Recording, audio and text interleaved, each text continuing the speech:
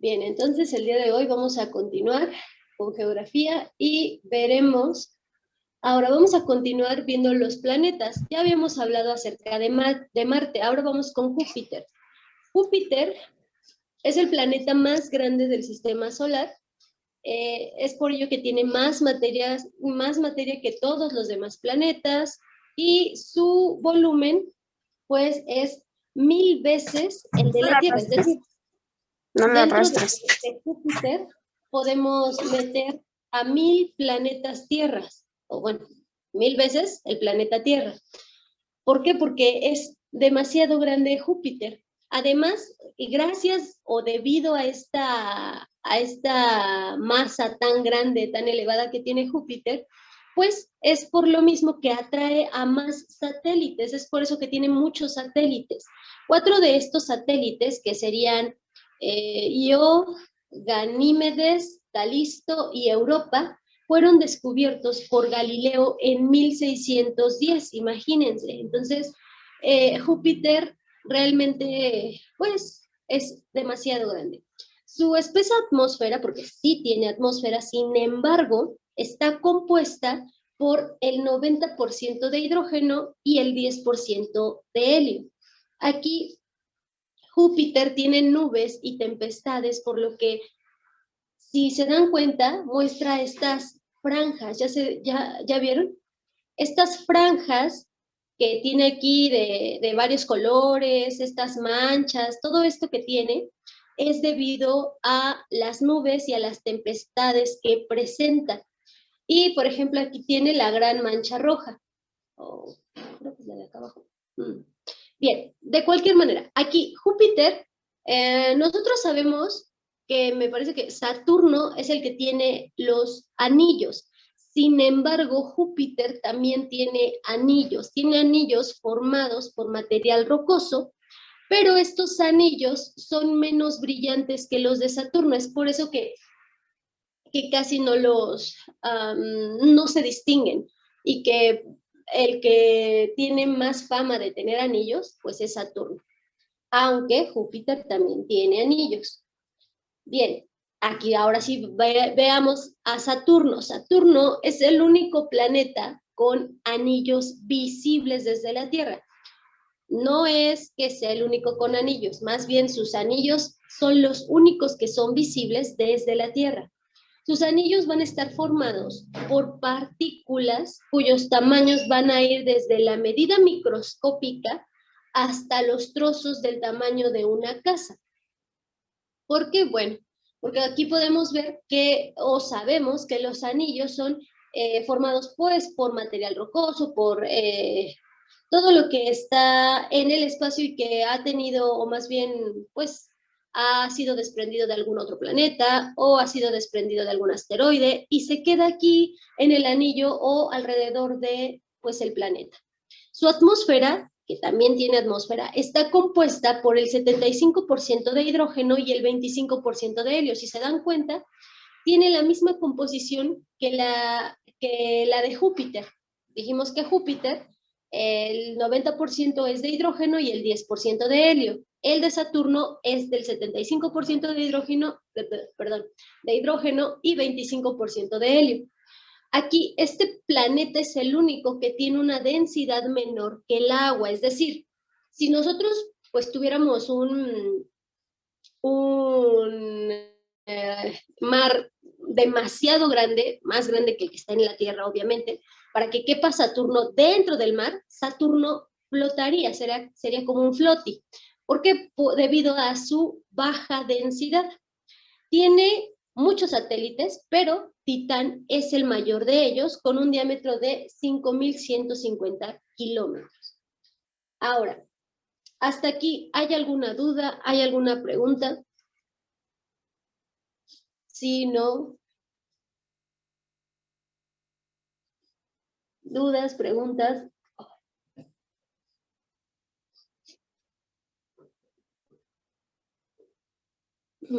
Liz, César, Ángela. No, Miss. ¿No? De acuerdo. Ok, entonces, ahora vamos a ver a Urano. Urano es el tercer planeta más grande del sistema solar. No es que sea el de la posición tercera, sino que es el tercero de los más grandes. Su atmósfera, su atmósfera está formada también por hidrógeno, pero además de hidrógeno va a tener metano y otros hidrocarburos. Ahora, ¿qué tiene que ver o qué hace que Urano se vea azul si no tiene agua? O bueno, no sabemos que tenga agua, ¿verdad? Se ve azul debido a que el metano contenido en su atmósfera va a absorber la luz roja y va a emanar únicamente la luz azul. Urano va a rotar en sentido horario y su eje de rotación es casi paralelo al plano de su órbita, es decir, todos los planetas están girando alrededor del Sol, sí, pero también en su propio eje están girando de manera, o bueno, vamos a verlo así, ¿no? Están paraditos y girando en su propio eje.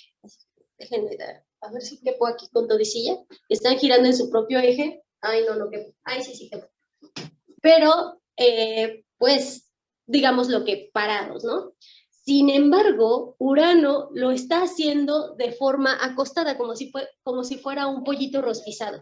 De manera acostada o casi acostada. Está rotando sobre su propio eje. ¿Sale? Ahora bien, Urano, ya dijimos que está inclinado, de manera que su ecuador hace casi un ángulo recto con la trayectoria de su órbita, porque dijimos que parece un pollito rostizado girando sobre su propio eje, es decir, acostado. También Urano posee anillos, pero lo mismo que pasa con Saturno, son muy tenues. Sus satélites más grandes son Titania y Oberon, de tamaño similar, Titania es de 1580 kilómetros de diámetro y el satélite Oberon es de 1520 kilómetros de diámetro. ¿De acuerdo? Bien. Ahora, vamos a ver a Neptuno. Neptuno es el más exterior de los gigantes gaseosos que hemos estado observando o que hemos estado viendo. Su interior va a ser una roca fundida con agua, metano, amoníaco líquidos, y el exterior va a ser hidrógeno, helio, vapor de agua y metano, que también dijimos que el metano es el que le confiere el color azul, al igual que al planeta Urano. El metano es el que les confiere este color azul.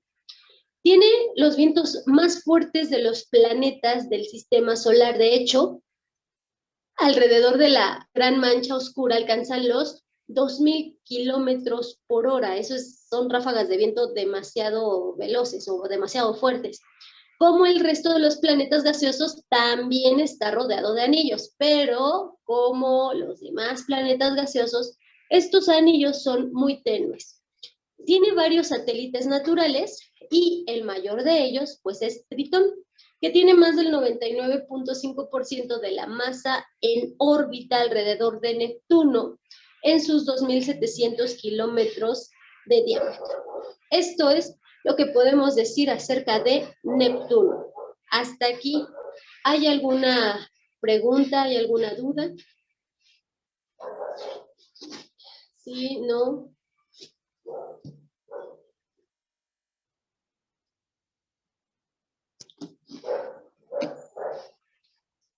¿No? ¿Muchas dudas? No, Miss. ¿No?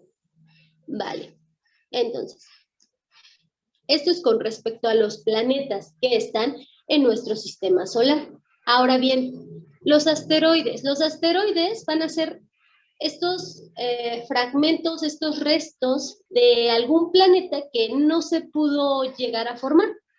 Se van a encontrar entre las órbitas de Marte y de Júpiter. De hecho, por aquí lo tenemos. Aquí está. De Marte, de Marte y de Júpiter. Estas rocas que están aquí, obviamente aquí es una representación, no es que así se vean realmente las líneas de los planetas y que bueno, no es que así se vea, pero es una representación. Aquí, entre Marte y Júpiter, están estos asteroides, estos fragmentos, estas rocas que forman el cinturón de Orión. ¿Habían escuchado o han escuchado acerca del cinturón de Orión? Sí, ¿no?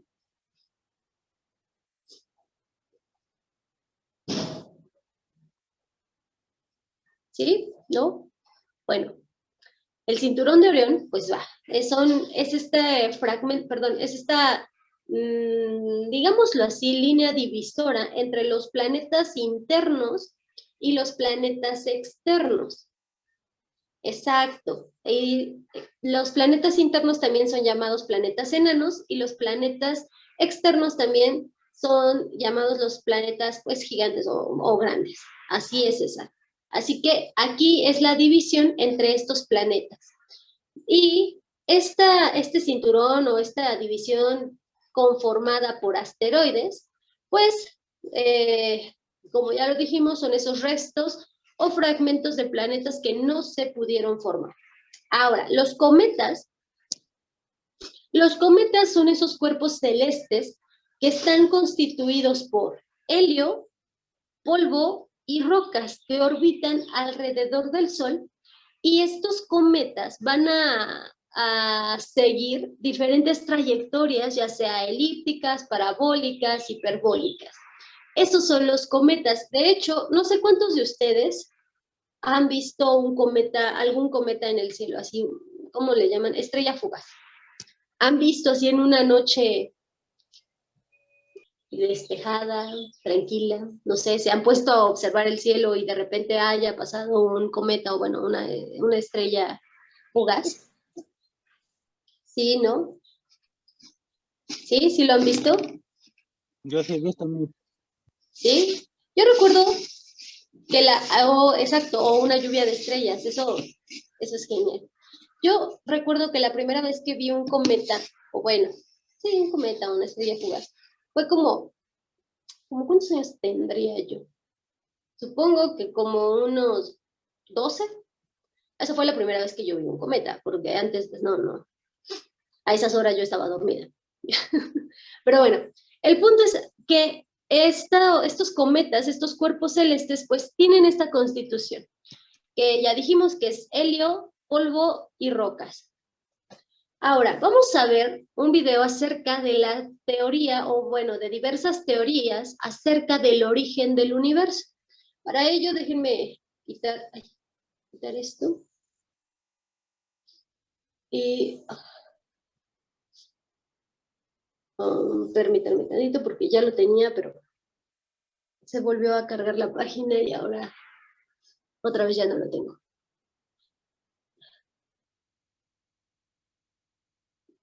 Permítanme unos segundos. Ok, creo que ya. No. Esperen, está en anuncios, ¿verdad? Que ya casi.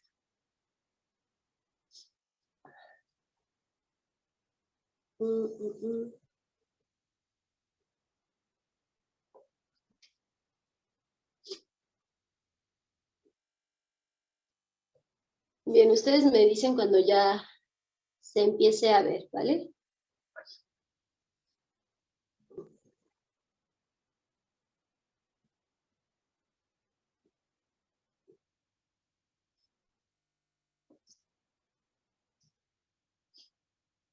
¿Listo? ¿Ya se ve algo en la pantalla? Ya, Todavía Miss. no me... ¿Ya? Ok. Estudio Jaini presenta ¿Cómo inició el universo? Desde que existe la cultura humana nos hemos preguntado ¿cómo inició todo? Cada mitología tiene una narración que propone una respuesta diferente. Aristóteles proponía que el universo no tuvo un principio, que había existido siempre. Otra idea filosófica radical es que el universo fue creado hace 5 minutos y toda nuestra historia y recuerdos son falsos. Pero asumiendo lo que nos indican las evidencias, ¿qué dice la ciencia? Las estrellas parecen tan permanentes en el firmamento que hasta 1920 se pensaba que el universo no cambiaba. Pero entonces el astrónomo Edwin Hubble hizo dos grandes descubrimientos. En primer lugar, vio que algunas de las estrellas en el cielo no eran estrellas, sino racimos de millones de estrellas llamados galaxias, como nuestra propia Vía Láctea. Los dos términos hacen referencia a la leche. El segundo descubrimiento que hizo es más sorprendente aún. ¿Alguna vez has escuchado a un vehículo muy rápido como un tren o un coche de carreras que al acercarse emite un sonido agudo y al alejarse un sonido grave?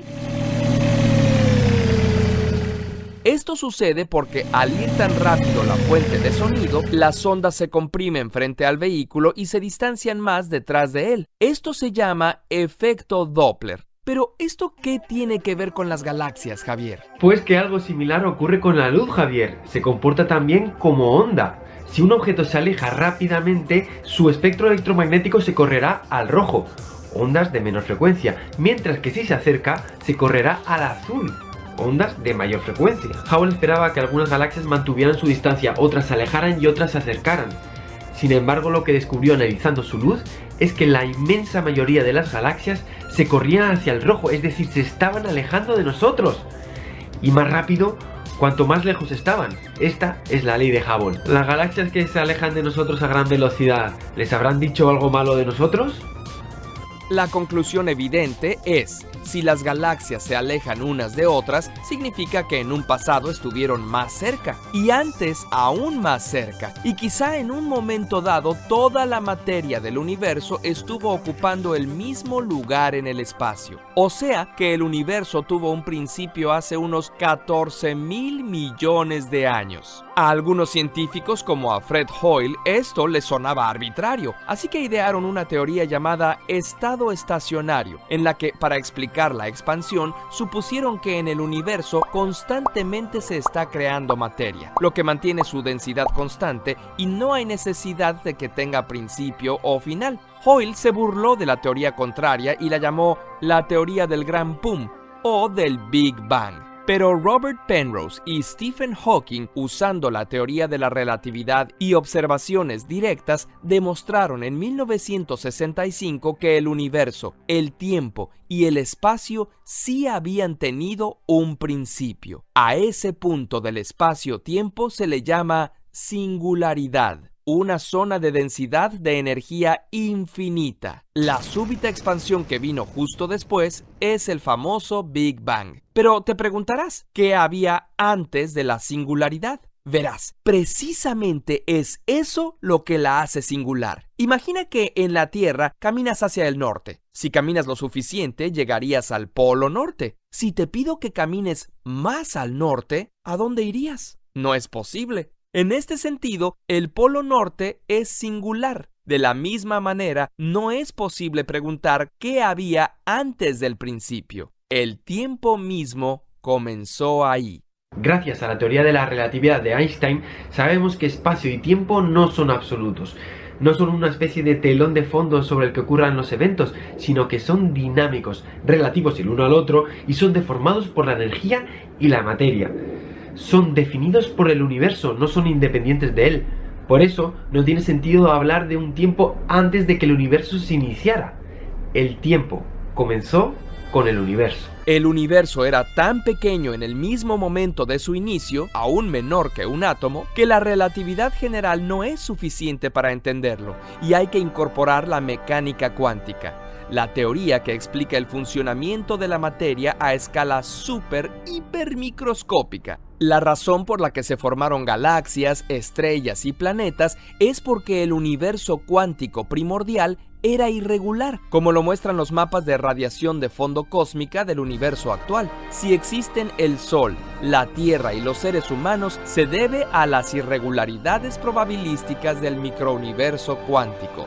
¡Wow! Somos producto de las fluctuaciones cuánticas del universo bebé. Aunque la teoría que acabamos de exponer es la más aceptada y responde a muchas cuestiones, aún quedan muchas preguntas por responder. ¿Por qué las galaxias más lejanas se alejan aún más rápido? ¿Hay algo que las empuja? ¿La energía oscura? ¿La expansión será eterna o el universo se colapsará? ¿Por qué el universo tiene estas leyes y no otras? Por cierto, antes de que Hubble hiciera sus observaciones, el belga Georges Lemaître ya había hecho cálculos que apuntaban hacia la singularidad, a la que llamó huevo cósmico, y al Big Bang. Lemaître era sacerdote católico. Curiosamente, como se habrán dado cuenta, para este episodio nos ha ayudado el físico Javier Santaolalla. Su canal de YouTube se llama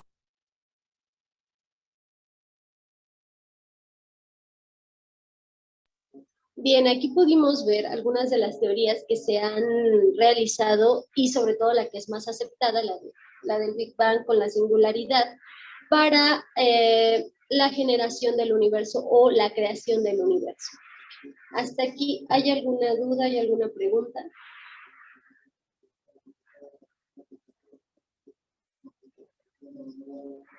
Sí, no, todo claro.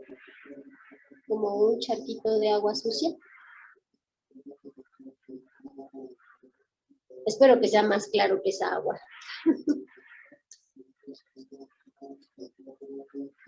Bien, ahora, ¿qué me pueden decir acerca del clima?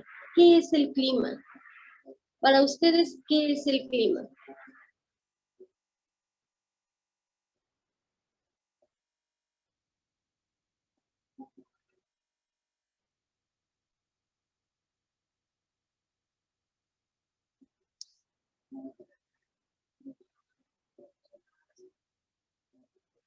¿No? Liz, ¿para usted qué es el clima?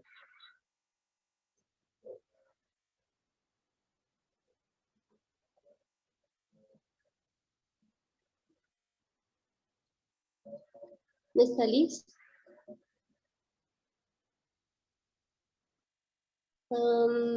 Ángela. Ok, dígame, ¿para usted qué es el clima?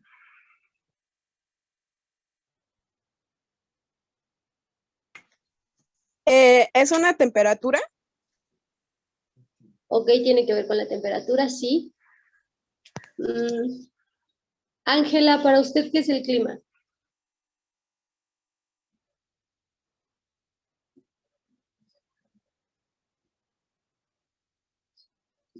¿Sí está Ángela?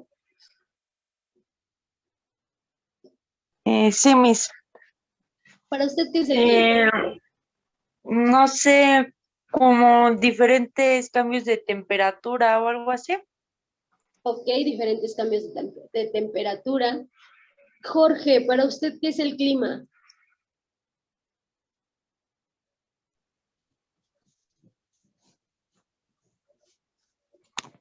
También la temperatura el clima se puede basar a vientos, humedad y lluvias. Claro, también tiene esa parte, ¿no? De los vientos, de las Un lluvias. cambio climático. Así es. Entonces, aquí los elementos del clima van a ser la temperatura, la presión atmosférica, el viento, la humedad y la precipitación. Esos son los elementos que tiene o que caracterizan al clima. El clima, César dice, las condiciones atmosféricas que distinguen a una región. Exactamente, eso es lo que vimos precisamente en la clase pasada, que el clima era pues esa característica de una región, ¿vale? Y estos de aquí son los elementos. Ahora, la temperatura pues va a ser ese grado de calor que hay en la atmósfera, como ustedes ya bien lo dijeron. Recordemos que temperatura y calor no son lo mismo, que el calor en sí es la energía cinética que está en las moléculas dentro de la materia y la temperatura pues es esa escala que mide dicha energía. Ahora bien, la temperatura pues va a ser este grado de calor que hay en la atmósfera. Bueno, esto lo estamos puntualizando para el clima, ¿sale? Obviamente el grado de calor que hay pues en los cuerpos, eso sería la temperatura, pero para el clima sería el grado de calor que hay en la atmósfera.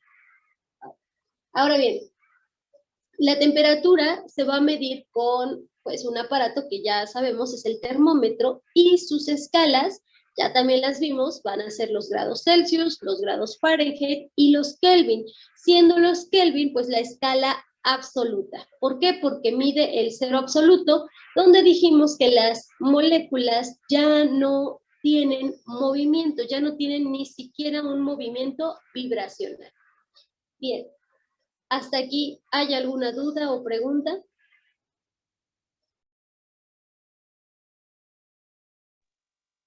Sí, no. ¿Se escucha ruido de mi lado? O sea, aparte de mi voz. ¿Se escucha como ruido, no? ¿Sí se entiende bien lo que les digo?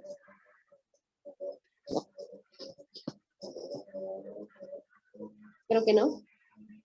Sí, sí se escucha bien, solo que sí se escucha un poco de ruido, pero poquito. Ah, vale. Lo que pasa es que a algún vecino se le ocurrió ahorita cortar su pasto y está con el ruido de la podadora, entonces por eso. Pero espero, bueno, además de ese ruido sí se entiende lo que digo, ¿no? Bueno, espero que sí se entienda. Sí se De no ser escucha así, bien. ¿sí se escucha bien? Ah, vale. Sí. De no ser así, pues por ahí díganme. Pero bueno, qué bueno que sí se escucha bien. Ahora, otro, como ya habíamos visto, otro elemento para el clima, pues es la presión atmosférica en este caso, porque estamos hablando puntualmente del clima. La presión atmosférica, ya vimos también, es ese peso del aire sobre la superficie terrestre. Recordemos que el aire, pues, tiene moléculas. Estas moléculas pueden ser de nitrógeno, bueno, más bien, mayoritariamente son de nitrógeno, oxígeno, algunos otros gases como metano, también pueden ser gases nobles, también puede haber helio, puede haber otro tipo de gases, puede haber también, ¿cómo se llama este? Se me fue su nombre. Bueno, el punto es que en el aire pues tenemos diversos gases, una mezcla de gases, no solamente oxígeno, no solamente nitrógeno, no solamente dióxido de carbono, no solamente metano, son diversos gases. Claro está que unos en mayor cantidad que otros, pero bueno, aquí, debido a estos gases y debido a que cada gas tiene moléculas, estos gases tienen cierto peso o cierta masa, la cual está sobre lo que está sobre la superficie de la Tierra. Nosotros estamos en la superficie terrestre. Por lo tanto, esta presión del aire está sobre nosotros. Todas las moléculas del aire están sobre nosotros, sobre nuestros cuerpos, sobre la materia que está pues en la superficie. Por ejemplo, sobre esta botella hay moléculas de aire sobre la botella, hay moléculas de aire sobre el escritorio, no se ve, pero aquí hay un escritorio. Sobre la silla hay moléculas de aire, sobre cada uno de nosotros. Esa es la presión. Nosotros ya estamos acostumbrados a dicha presión. De hecho, si nosotros fuésemos, por ejemplo, si nosotros vamos a un lugar alto, a un lugar de montañas, de montes, un lugar alto, ¿qué pasa durante el viaje en carretera? ¿Qué pasa con nuestros oídos? ¿Lo han experimentado? Se tapan y se destapan. Exacto, se empiezan a tapar, ¿no? Debido a este cambio de presión. También zumban, obviamente, y cuando bostezamos o cuando abrimos más nuestra boca, pues se llegan a destapar. No sé si a ustedes les duele cuando se destapan, pero a mí sí a veces. O puede que no. Entonces, ok, sentimos ese como tronido, como que truenan, debido a esa presión que estamos recibiendo, que está cambiando en nosotros o sobre nosotros. ¿Por qué? Porque nosotros, de ir de una presión distintiva, por ejemplo, aquí que estamos a cierto nivel, y subir a un nivel más alto, pues cambia la presión. Lo mismo pasa cuando vamos a una playa. Nuestro nivel de presión es 1 y cuando vamos a la playa bajamos.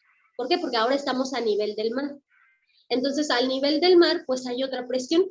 Eso también hace que en nosotros cambie la presión. De hecho, no sé, aparte de nosotros, de nuestros oídos, de lo que pasa en nuestro cuerpo, no sé si a ustedes también les ha pasado que llevan, qué sé yo, alguna crema, por ejemplo, el protector solar o algún envase que sea flexible y que esté bien sellado, y pues ustedes lo empacan todo, bla, bla, bla, se van en la carretera, ocurre este cambio de presiones, y cuando bajan sus cosas, su crema o su protector solar o ese envase está como succionado.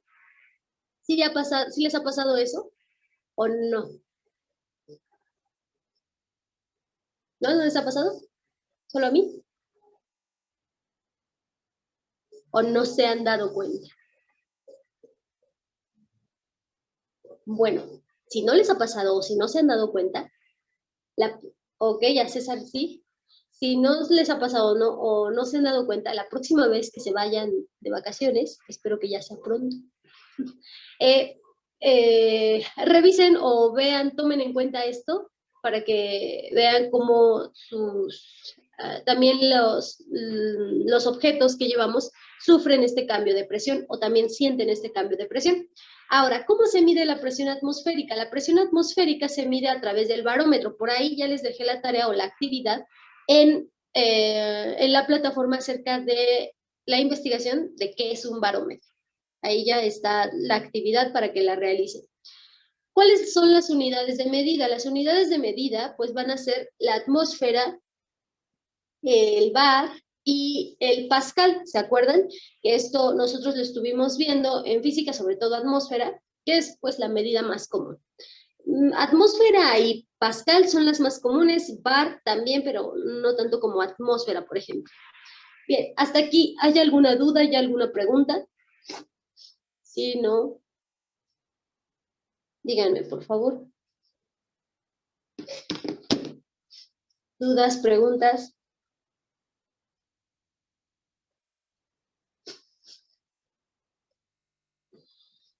¿No? Ok. Ahora, el otro elemento que constituye el clima, pues va a ser el viento. Recordemos, perdón, recordemos que el viento va a ser el aire en movimiento. Este aire en movimiento se va a medir a través de una veleta para saber su dirección, y para saber su velocidad se va a utilizar el anemómetro. Esto también ustedes lo van a investigar, también se los dejé ahí en la actividad, investigar qué es un anemómetro, que es el que mide obviamente la velocidad del viento. Los vientos o el viento puede ser constante, puede ser periódico o puede ser irregular. Se dice que es constante cuando en todo tiempo tenemos esa misma característica, esa misma velocidad del viento. Por ejemplo, aquí les decía en Pachuca, pues se llama la Bella Airosa debido o caracterizando el viento que hace, que todo el tiempo está haciendo viento, está corriendo el viento. Pero hay vientos constantes y hay vientos periódicos, es decir, sí hay viento, pero en ocasiones son más veloces, son más, por así decirlo, fuertes.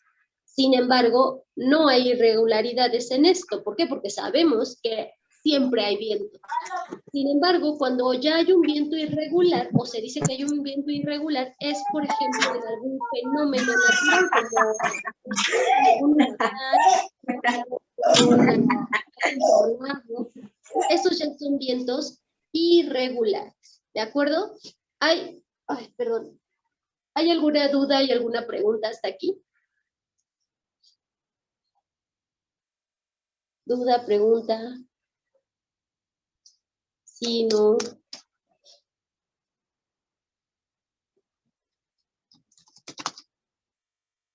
¿No?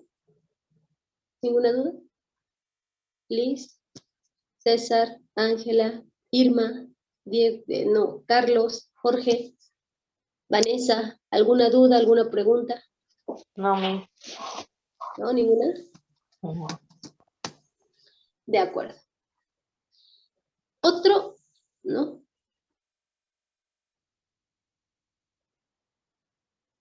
¿Sí? ¿Por qué? O sea, no, en Tulancingo no es muy común que haya viento, ¿o sí? No, es un lugar muy bonito. La verdad sí, me gusta ir a Tulancingo.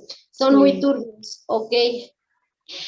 No sé a qué se deba, la verdad es que desconozco a qué se deba que haya vientos tan irregulares en este momento. Tal vez sí puede ser, no estoy diciendo que sea esto, pero puede ser también por la época de los huracanes, que es lo que les mencionaba la clase pasada. Sin embargo, pues bueno, sí, son vientos irregulares. Ok. Entonces, otro elemento del clima, pues es la humedad.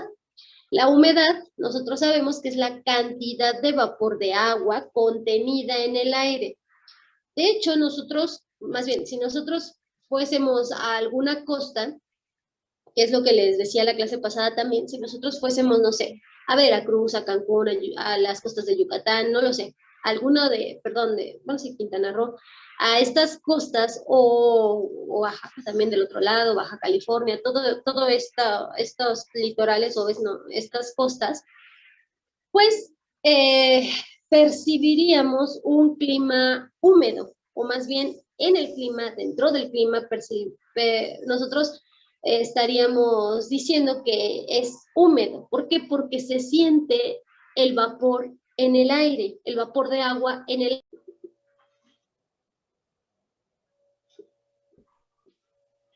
Bien, entonces estábamos con lo de la humedad y dijimos que si nosotros vamos a las costas, si nosotros vamos a las costas, pues vamos a percibir un clima más húmedo que, por ejemplo, si vamos a los a los estados del norte o algún otro estado en el que el clima sea un poco más seco. ¿Por qué? Porque en el mismo aire nosotros podemos sentir esa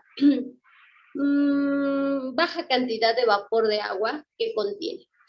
Un aparato para poder medir la humedad sería el higrómetro, Valle de Tulancingo, Huasteca Poblana, sí. Un aparato para medir la humedad sería el higrómetro. Ahora, ¿qué pasa con esta humedad, con esta cantidad de vapor de agua que contiene el aire? Pues origina nubosidades, origina lluvias.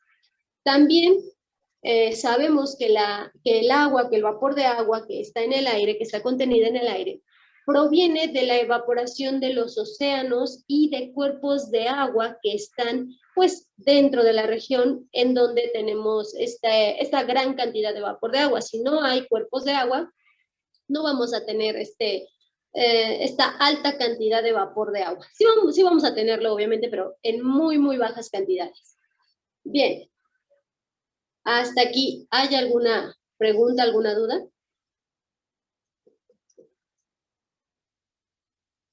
¿No? ¿Ninguna?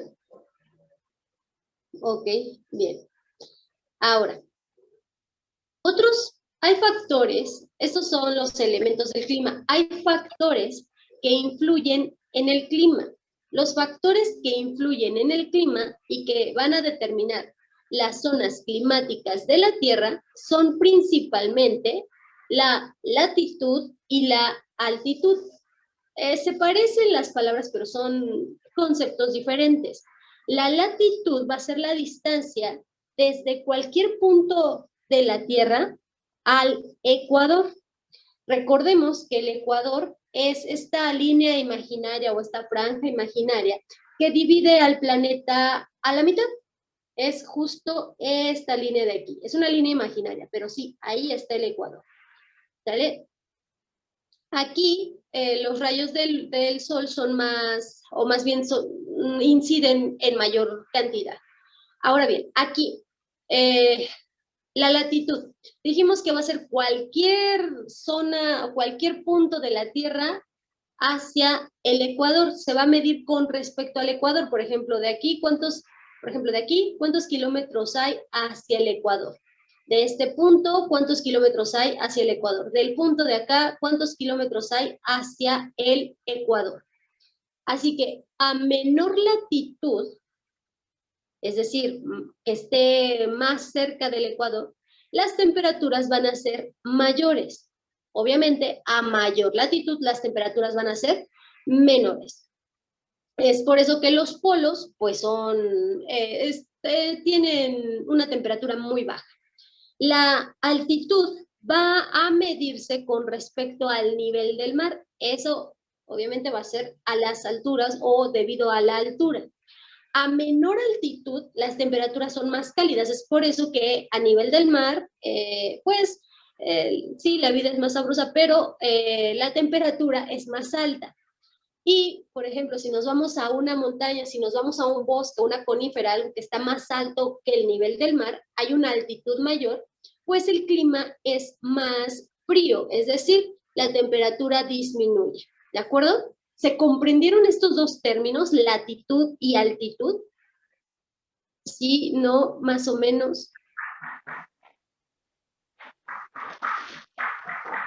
La comarca minera, ¿eso qué es, César? Perdón. Ok, sí, ya entendí por qué lo mencionas. Gracias, César. Sí, en la comarca minera hace mucho frío. Precisamente por eso, ¿no? Porque su altitud es mayor a la del nivel del mar. Bien. Hasta aquí, ¿dudas, preguntas? Sí, no, más o menos. ¿Ninguna? Ok, ahora. Vamos a ver las zonas climáticas. Las zonas climáticas. En la Tierra existen 5 zonas climáticas que están basadas en las diferencias de latitud, ¿vale? En las diferencias de latitud. ¿Qué tan lejos o qué tan cerca están del ecuador? Aquí vamos a tener, por ejemplo, la zona fría, van a ser 2 zonas frías, que serían en los polos. Cerca de los polos vamos a tener las zonas templadas. Estas zonas que están como que irregulares son esas zonas templadas, que están un poco más cerca del ecuador, pero no tanto. Y la zona cálida, que solo es una porque está en el ecuador, esa zona, bueno, ya es porque está en el ecuador. Bien. Ahora, las zonas frías, que dijimos, las zonas frías que están más lejos o su latitud es más lejos que la del Ecuador o más lejos del Ecuador. En la Tierra vamos a tener estas 2 zonas frías, corresponden a los polos, como ya lo habíamos dicho. Aquí las zonas frías, recordemos, también las vamos a tener en las altas montañas, esto debido a la altitud, no a la latitud. Ahora bien, las zonas frías, pues ya sabemos que van a tener temperaturas frías durante todo el año. ¿Por qué? Porque reciben menos energía solar por estar situadas a altas latitudes, es decir, más lejos del ecuador. De ahí nos vamos a las zonas templadas, que están dentro del trópico, más bien más cerca del trópico de Cáncer y del trópico de Capricornio, que están al lado del ecuador, la línea imaginaria. Estas zonas templadas que nosotros podemos ver aquí, pues también van a ser 2 entre los trópicos y los círculos polares, corresponden a las zonas con latitudes medias, es decir, están un poco más cerca del ecuador. Las temperaturas van a ser moderadas, en verano son altas y en invierno son bajas. Sí tenemos como que esos dos, sí, 2 extremos. La zona cálida que está dentro de los trópicos y en el ecuador es debido a las bajas latitudes. ¿Por qué? Porque ya dijimos que en el ecuador se recibe la mayor cantidad de energía solar y las temperaturas son muy altas durante todo el año. Aquí sí las temperaturas son elevadas todo el año. ¿De acuerdo? Ahora vamos a ver un video acerca de estas zonas cálidas, solo que déjenme, lo pongo porque no me dejó buscarlo hace rato. Y ahora ya se trabó. Permítanme tantito, por favor. Ok. Déjenme ver que me deje. Ajá.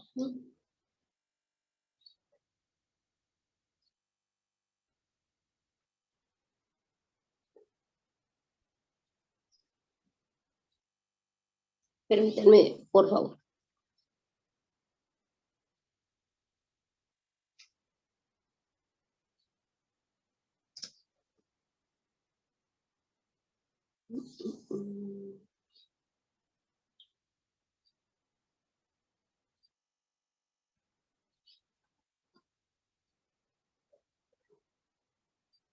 Denme unos segunditos más, por favor, porque ahora está en anuncios.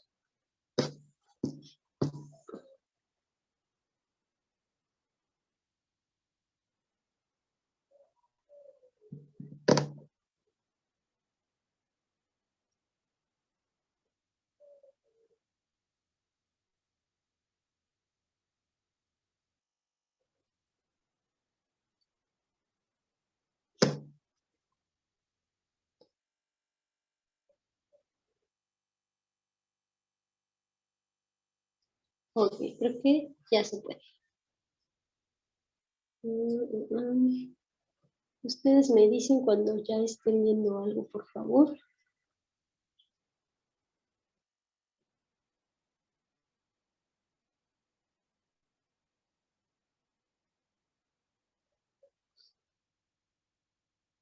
¿Listo? ¿Ya se ve algo? Sí. ¿Sí? Ok. Entonces, estos son los tipos de climas. Hola, ¿qué tal? ¿Cómo les va? Hoy vamos a hablar sobre los tipos de climas y la clasificación de cada uno de ellos. Comenzando por los climas cálidos, podemos decir que estos climas se caracterizan por tener altas temperaturas. La temperatura media anual rondan los 20 grados y apenas hay diferencias muy grandes entre estaciones. Son lugares donde abundan las praderas y selvas con alta humedad ambiental y en muchos casos precipitaciones muy abundantes. En los climas cálidos nos encontramos con subtipos, comenzando con el clima ecuatorial. El clima ecuatorial, como su nombre nos indica, es un clima que se extiende sobre la línea del Ecuador. Las precipitaciones son abundantes por lo general durante todo el año. Hay alta humedad y siempre hace calor. Se encuentran en las zonas amazónicas, el centro de África, Madagascar y la península de Yucatán. Por el otro lado tenemos el clima tropical. Es parecido al anterior clima, solo que se extiende en línea de los trópicos de Cáncer y Capricornio. La única diferencia es que ahí las precipitaciones son abundantes solamente en los meses de verano.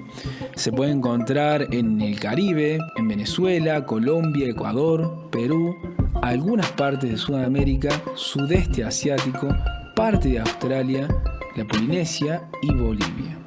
Siguiendo con el clima subtropical árido, este tipo de clima presenta una gran amplitud de temperaturas y las precipitaciones van variando a lo largo de todo el año.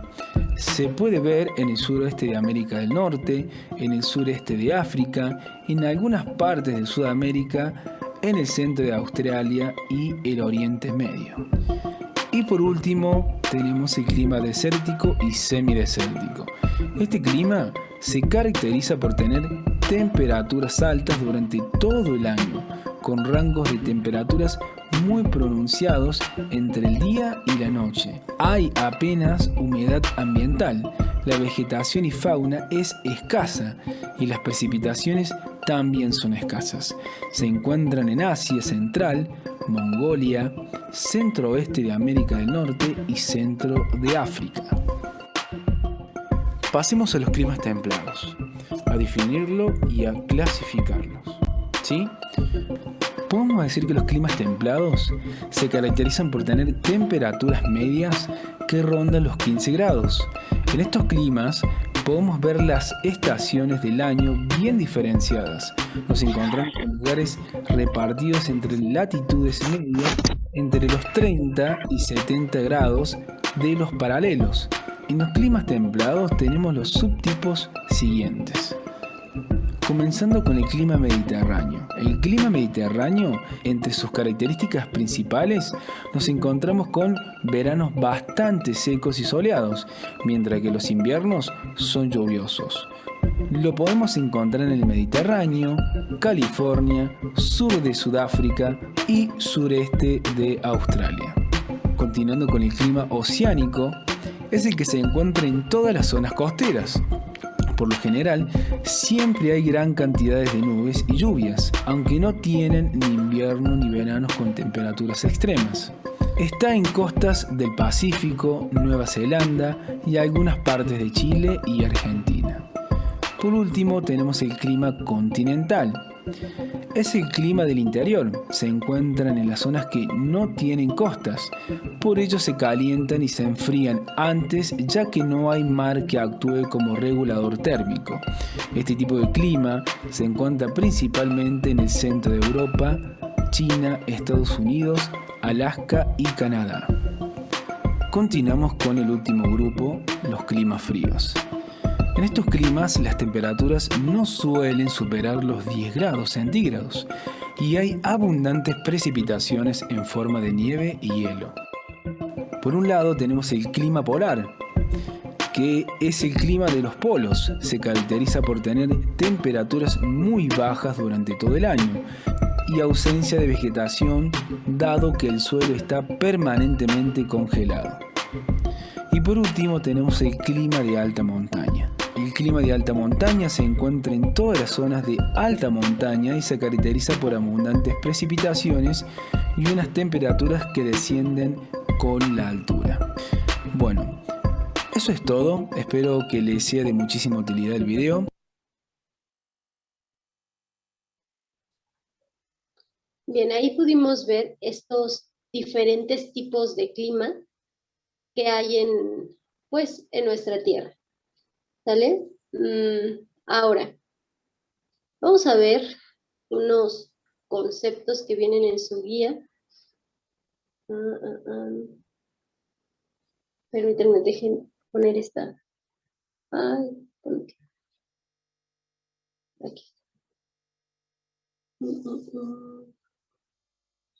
Ahora ya no me deja presentárselos. Ya vi. Aquí.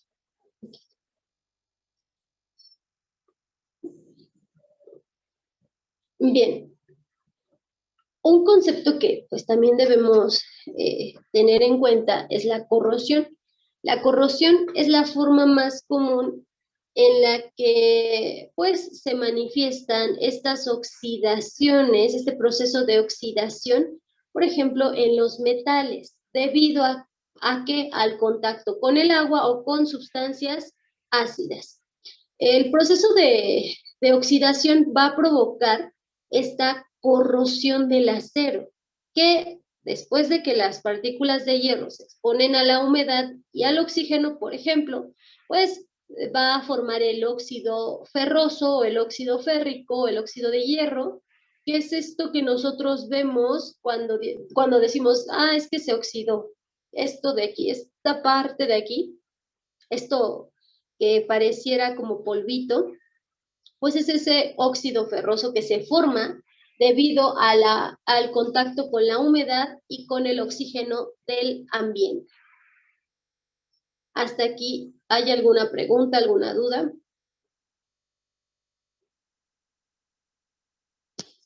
Sí, ¿no? ¿No? ¿Ninguna? Bien. Otro concepto sería la erosión. La erosión va a ser ese desgaste o modelación que sufre la corteza terrestre debido, pues, a la acción del viento, a la acción de la lluvia, de los procesos fluviales, pero también por la acción de los seres vivos. Sí, la corrosión es la oxidación. Y la oxidación no puede pasar sin la... ¿qué es? Oxidación, reducción. ¿Sale? Pero sí, se conoce más como la oxidación, que es esta pérdida de electrones. Sí. Entonces, esta erosión, pues aquí les puse algunos ejemplos, pues debido a los procesos fluviales, debido, no sé, a la corriente de un río, cómo va desgastando las rocas de este lugar, de tal manera que el agua pueda correr. También aquí esto es por acción del viento, como la roca, o bueno, esta parte de aquí, ha sido erosionada de tal forma que tiene un hueco en ella. Y aquí, por ejemplo, un río, cómo va pasando y va dejando su huella. Esto de aquí pudo haber sido causado por agua, por animales, incluso, o simple y sencillamente por el viento. Esto es así como se dan estas formas, este desgaste o esta modelación en la corteza terrestre. Hasta aquí, ¿hay alguna duda, hay alguna pregunta con respecto a lo que hemos visto?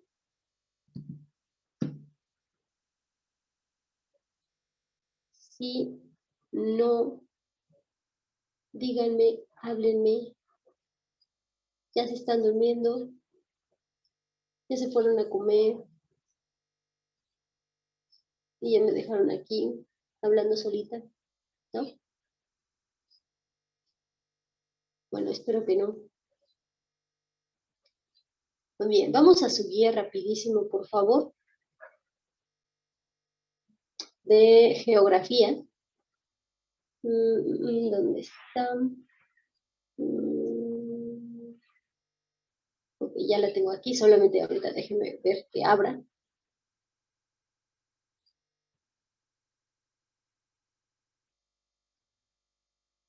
En unos instantes va a abrir. Ya casi. Está en la página 71 de su guía. Bien. Aquí en el temario de geografía, nosotros ya vimos pues todos los temas que vienen aquí, que primero que nada pues es la definición de geografía, fenómeno y hecho geográfico, los principios metodológicos de la geografía, la aplicación de la geografía, la Tierra como un astro, donde vimos el sistema solar, la teoría del origen del sistema solar, que en realidad es la teoría del origen del universo, el clima, los elementos del clima, los tipos de clima y algunos conceptos. Entonces, eso es lo que nosotros estuvimos viendo aquí, lo que es la geografía. Por cierto, aquí fueron los griegos quienes les dieron nombres a estos conocimientos y los llamaron escritos acerca de la Tierra o geografía. Esto fue gracias a los griegos. En el Medio Oriente destacaron por sus conocimientos astronómicos y geográficos los sumerios, babilonios, egipcios y fenicios. Las principales aportaciones de estas culturas pues son la división de la circunferencia en 360 grados, la división del año, del mes, del día, la concepción del universo, la elaboración de mapas, los viajes terrestres y marítimos. Los griegos y los romanos dieron gran impulso a los conocimientos geográficos. Sobresalieron autores como Pitágoras, Heródoto, Eratóstenes, Ptolomeo, que ustedes ya investigaron. Durante la primera mitad de la Edad Media Europea, de los siglos 5 al 10, la geografía sufrió un retroceso, que es lo que habíamos visto, que fue hasta el siglo XII, que debido a la intensificación de las relaciones comerciales en el Oriente, que se dio el resurgimiento geográfico, como es el caso de los viajes de Marco Polo. Bien, aquí también, bueno, ahí está la actividad que ustedes ya hicieron, ya hicieron lo que van a hacer. Aquí ya vimos la diferencia entre un hecho y un fenómeno, ya vimos los principios metodológicos, que es la localización, la causalidad, la correlación, la evolución. Ahí también está otra actividad que ustedes ya realizaron. Y la geografía y su relación con las ciencias sociales y naturales, ustedes van a completar ese cuadro. las aplicaciones de la geografía, que también ya vimos, que está la geografía física, la geografía humana. Dentro de la geografía física, pues vimos que está la geografía astronómica, la geomorfología, geomorfológica, la hidrología. También dentro de la geografía humana, pues está la geografía cultural, la geografía demográfica, la geografía política, la económica. Y ustedes también van a hacer, o más bien una de sus actividades es pues realizar acerca de un elemento geográfico. Este elemento geográfico pues puede ser, ya dijimos que puede ser, no sé, algún lugar, puede ser un elemento pues humano, un elemento biológico o un elemento físico. Y ustedes van a describir o van a contestar estas preguntas acerca de qué es, en qué consiste, de cuál es su localización, cómo es que se originó y las relaciones que tiene con otros elementos geográficos y cómo ha cambiado a través del tiempo, su evolución. Aquí también vimos la unidad de la Tierra como astro, el sistema solar. Vimos que era el sistema solar, los planetas internos, externos, que dijimos que eran los enanos, los gigantes, el cinturón de Orión que los divide. Aquí se repiten 2 hojas. La teoría del sistema solar, que aquí vimos que los seres humanos se han fascinado por el origen, la evolución y el probable fin del universo. La forma del universo, como sabemos, desde la antigüedad, una de las preguntas que ha quedado sin respuesta ha sido la forma de nuestro universo.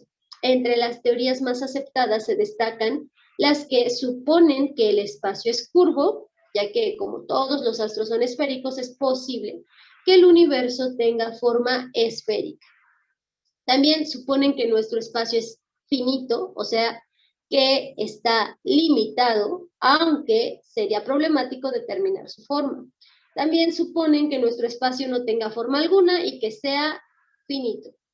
De las hipótesis actuales que explican el origen y evolución del universo, destacan las siguientes, que es lo que vimos en el video: la hipótesis del estado continuo, la del universo inflacionario o teoría del Big Bang, y la hipótesis del universo latente o pulsante oscilante del Big Crunch. La hipótesis del estado continuo es que el universo se encuentra en expansión y nunca dejará de hacerlo. Constantemente se crea materia nueva, que es lo que veíamos en el video, donde estaba creándose materia nueva en todos los lugares habidos y por haber del universo, mientras las galaxias se seguían expandiendo, se seguían alejando unas de otras.